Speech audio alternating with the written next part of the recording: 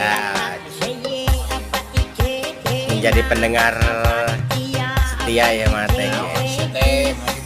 Iya teh, lamun batur aya nu ngobrol teh tong didangukeun pamali. Lamun kolot keur ngobrol tong didangukeun pamali. Sok anger ari kolot keur ngobrol teh hayang apa wae.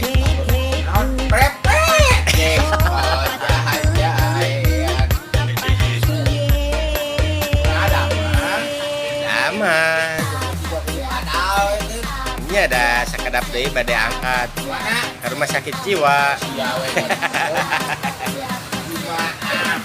Kan mah aya nuju ka asupan ieu teh. Hayang nyekek mah atek.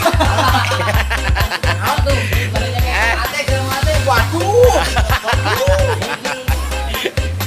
Nah, ieu buat waduhna si Kaneng Yuyun siga banci.